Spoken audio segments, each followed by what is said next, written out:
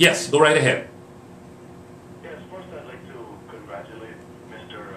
Ramchatan on his nomination as party presidential candidate. And I would like to congratulate Mr. Trotman and Mr. Ramchatan for joining together to try and bring back democracy to Guyana. On that note, I will ask both of these gentlemen, what are their thoughts on the Carl Greenwich dismissal from CARICOM and also the president calling up the World Bank and having Dr. Buchan, her employment terminated there? Arrogance. Arrogance. Thank you, caller. Arrogance. There is no other descriptive words and phrase that I can put to it, and it is but part of the culture of the president now. The evidence is that indeed, because of Mr. Greenwich making certain statements at the funeral of Mr. Winston Murray, that resulted in this. The government would want to say otherwise, but they have been saying a lot of things recently which have all turned out to be false. I think when they tried to deny that it was the remarks Greenwich made at Murray's funeral, they are again not speaking the truth. They're being exact with the truth. Again, with the other incident, that again shows that this government and its president especially do not like dissent. You must have, as part of a democracy, a culture of appreciating dissenting views, especially when they come from the quality of players we are talking about. Janet Buchan, PhD, Carl Greenwich, I think he also has his PhD, a great economist and all of that. Okay, he was under the PNC administration, things were real bad, but you do not now go and victimize people for making statements that you may not find likable. That is atrocious for a president to do. I think it is an exhibition of authoritarianism and arrogance. And finally, Dennis, let's get the last word from you. Your questions?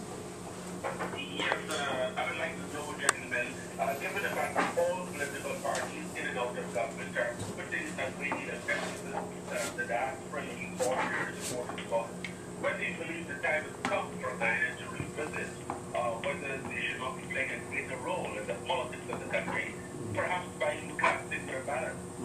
Undoubtedly, Dennis, we can't keep asking the diaspora for monetary support if we're not prepared to have them included, as I said earlier, in the decision-making process. So when we speak about inclusive, we mean as well and more so the diaspora, because the wealth and talent of Guyana exists out here, not just in terms of money, but all of our skilled people, trained people are out here, and we cannot do it without them. And maybe the first thing that we will have to consider in this national conversation and debate is how we can include them, firstly by having them being able to cast a vote, either by postal ballot or otherwise, or going to the embassies, as is the right in most other free societies in the world. And I just want to add that one of the things we are considering, which we said in 2005 and 6 and are echoing again, is the possibility of creating one ministerial portfolios for diaspora members, and as well finding a way to have perhaps a representative in Parliament coming from the diaspora, maybe one or even more. So wherever there are major centers for Guyanese, whether it be North America, the Caribbean or elsewhere, we are considering finding a way to have a voice be heard in the National Assembly. So it is something that we are very, very keen on and are looking forward to. That is how to not just have a relationship that is based on sending remittances, but a more wholesome one that allows us to absorb all of the talents and the skills and the ideas that lie within our non-resident Guyanese in our decision-making policies.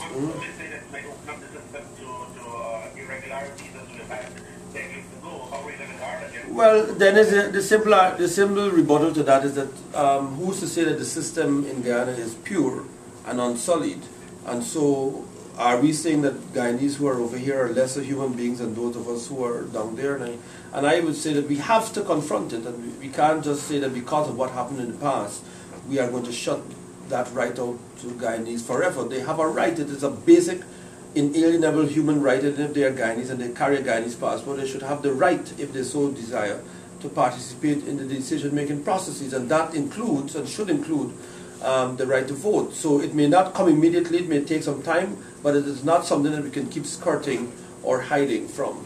Dennis, thank you very much for your participation. As usual, it's always a pleasure.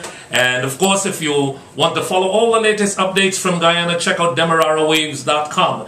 Dennis Chabral, of course, doing his thing every day, every hour on the hour, bringing you the latest news. I see my lines flashing, gentlemen, and I'm going to take this one last caller. Caller, good afternoon. Good afternoon. Yes. Good afternoon. Question to the team. Welcome to New York and their impressive program and presentation. The question, can AFC manage a government after they win?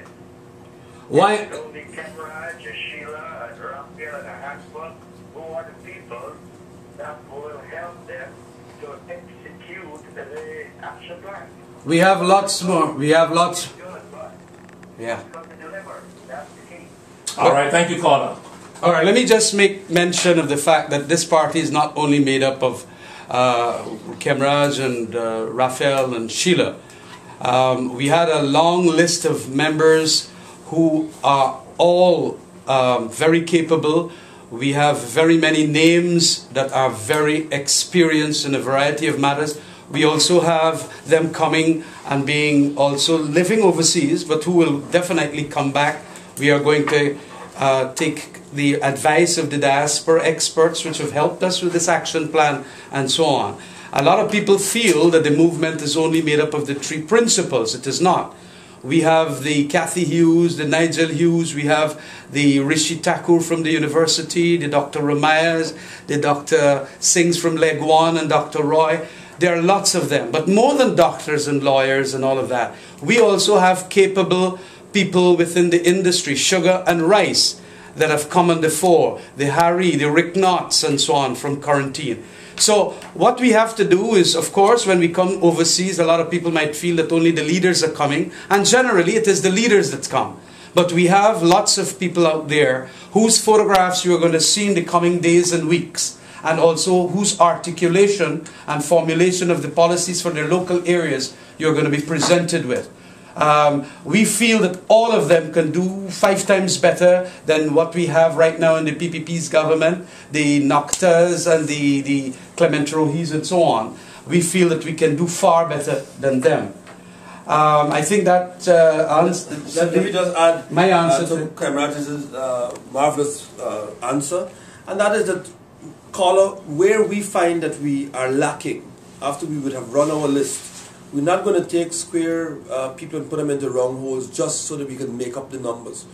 This is where we're going to start looking at alliance building. That's right. So rest assured, as I said, that we're going to do what is in the national interest. So it could be a Carl Greenwich, it could be somebody else. So let us not say that we're going to take someone who has no knowledge in public health and make them the Minister of Health. And if it is that we find that we don't have that right person in place, we rest assured, as I'm saying, we're going to reach out and begin our discussions and negotiations to find the right people to present the right team for Guyana. Quite a great segue. Gentlemen, I want to take this opportunity to thank you so much. Kemraj, you want to wrap up? Let me take this opportunity to thank One Caribbean Radio and you, Bobby, for inviting us here. It has been a pleasure and an honor, really. I also want to take this opportunity to say Happy Valentine's Day. It will be tomorrow. To one and all, the diaspora especially, the Guyanese diaspora moreover, and of course our executive here in the Alliance for Change New York, New Jersey chapter for ensuring that this was an exhibition and this was an exercise that was of tremendous value to ourselves and also the people we are communicating with.